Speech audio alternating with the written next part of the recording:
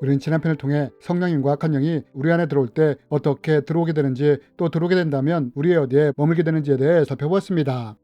저는 지난 편에서 한 분의 댓글에 대해 이렇게 소개를 해드렸습니다. 목사님, 영상으로 축사에 대해 배우다 보니 질문이 생겨 어쩌습니다. 믿는 자에게도 혼과 영의 마귀가 깃들 수 있다고 말씀하셨는데, 그렇다면 믿음에서도 동시에 귀신이 혼이나 육에 거한다든가 심지어 양신 역사가 있는 경우에 구원의 여부는 어떻게 되는 건지요? 믿은 지 오래되었는데 성격에 특정한 귀신이 거하는 경우에도 무사히 천국에 갈 수 있는 건지요? 꼭 나눠주시기 바랍니다. 라는 질문을 소개해드렸습니다. 그리고 지난편에서 이 댓글에 대한 답으로 악한 영과 성령님이 우리 안에 어떻게 임하며 또 임한다면 어디에 임하게 되는지에 대해 말씀을 드렸습니다. 이번 시간에는 만약 악한 영과 성령님이 동시에 우리 안에 거하게 되므로 양신 역사가 일어나게 된다면 이럴 때 우리의 구원의 문제는 어떻게 되는지에 대해 함께 나누기 원합니다. 여러분, 우리는 두 가지 경우로 양신 역사를 경험할 수 있습니다. 어느 때 이럴 수 있느냐? 먼저 이미 악한 영이 그 사람 안에 있는 상태에서 성령님이 임재하심으로 양신 역사가 일어날 수 있습니다. 이것은 제가 신앙 초기에 겪었던 일이었습니다. 저희 가족은 3명이 자살했습니다. 이로 인해 아주 큰 상처가 있었고 이 틈을 통해 악한 영의 제안에 침투해 들어오게 되었습니다. 그리고 침투한 악한 영은 저 또한 자살로 이끌고자 했습니다. 하지만 당시 하나님의 은혜로 예수를 믿게 되었고 성령님의 제안에 임재하시게 되었습니다. 이때 저에게 악한 영과 성령님이 함께 거하는 양신 역사가 있었습니다. 반대로 성령으로 거듭남으로 성령님이 임재하신 상태에서 그 사람이 죄나 상처나 숭배를 통해 구멍을 만들게 될 때 이 틈을 통해 악한 영이 침투하게 되므로 또한 우리 안에는 양신이 함께 거할 수도 있게 됩니다. 여러분, 이렇게 두 가지 경우를 통해 우리 안에서 양신 역사가 일어날 수 있습니다. 그럼 여러분, 만약 우리 안에서 이런 양신 역사가 일어나게 된다면 이럴 때 우리의 구원은 어떻게 될까요? 여러분 앞에서 질문해 주신 분은 양신 역사가 있을 경우 이때 구원의 여부가 어떻게 되는지에 대해 물으셨습니다. 또한 성격에 특정한 귀신이 거하는 경우에도 무사히 천국에 갈 수 있는지에 대해서도 물으셨습니다. 여러분, 여러분은 이에 대해 어떻게 생각하십니까? 이에 대해 먼저 결론부터 말씀을 드린다면, 만약 그 사람이 예수님을 믿고 성령으로 거듭남으로 성령님이 그 사람 안에 임재한 상태라면 이분 안에 비록 악한 영이 있다 할지라도 구원을 받을 수 있다는 것입니다. 그러면 어떻게 해서 악한 영이 그 사람 안에 있을지라도 구원을 받을 수 있느냐? 그것은 이런 이유 때문입니다. 여러분, 예수님은 분명하게 말씀하셨습니다. 하나님의 나라인 천국에 들어가려면 반드시 성령으로 거듭나야 한다고 말입니다. 그렇다면 여러분, 왜 우리가 성령으로 거듭나야만 하나님 나라인 천국에 들어갈 수 있느냐? 왜냐하면 우리가 예수님을 믿을 때 이 믿음의 통로를 통해 성령님이 임재하시게 되는데, 이렇게 임재하신 성령님이 우리 안에 구원의 인을 지시기 때문입니다. 그리고 우리가 이 인치심을 받은 후 끝까지 성령님과 동행하게 될 때 우리의 생명이 다하는 구원의 날에 우리가 구원을 받게 되는 것입니다. 여러분, 이것이 바로 구원을 받는 원리인 것입니다. 이 성경적인 구원의 원리에 대해 더 자세히 알고 싶은 분들이 계시다면 성경이 말하는 구원의 원리, 구원은 어떤 과정을 거쳐 이루어지는가 라는 영상을 참조해 주시기 바랍니다. 여러분, 우리가 이렇게 성령을 통해 구원을 받기에 비록 악한 영이 먼저 있던 상태에서 성령님이 임하시든 반대로 성령님이 임하신 상태에서 악한 영이 임하든 우리는 구원을 받을 수 있다는 것입니다.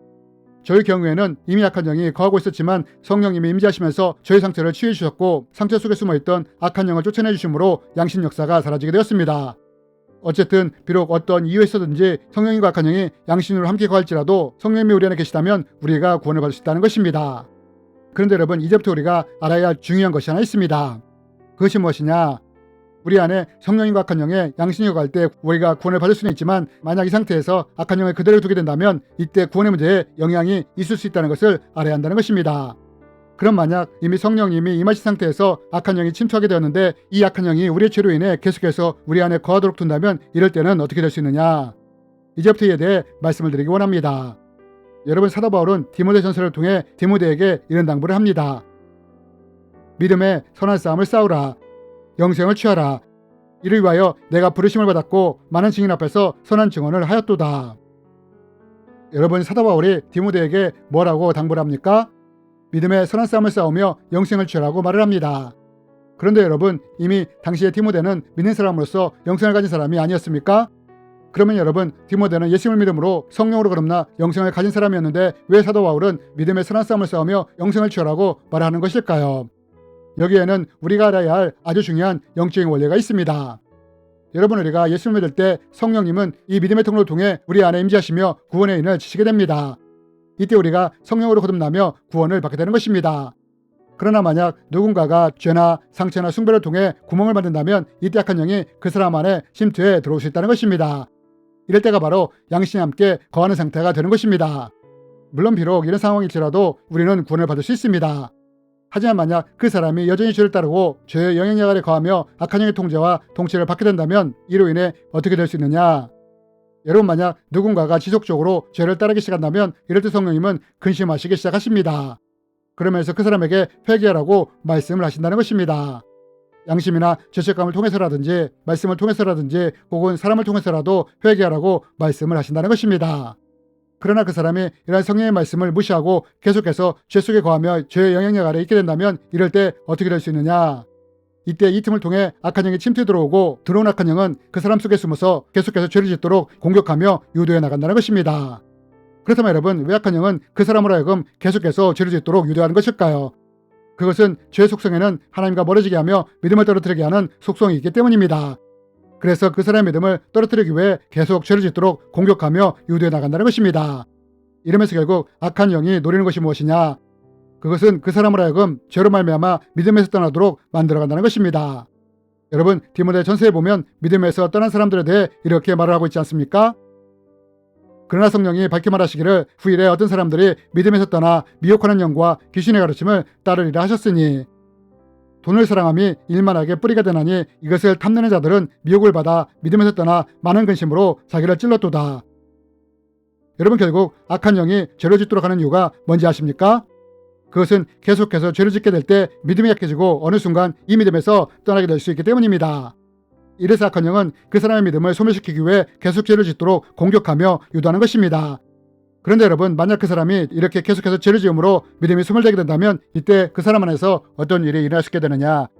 여러분, 성령님은 우리가 예수님을 구세주로 믿을 때 이 믿음의 통로를 통해 우리 안에 임하시면서 우리에게 구원의 은혜를 주십니다. 하지만 우리가 믿음에서 떠나게 되므로 소멸이 되게 된다면 이때 어떤 일이 일어나게 되느냐? 믿음의 통로를 통해 임하신 성령님이 우리가 믿음에서 떠나게 될 때 더 이상 우리 안에 거하실 수가 없게 된다는 것입니다.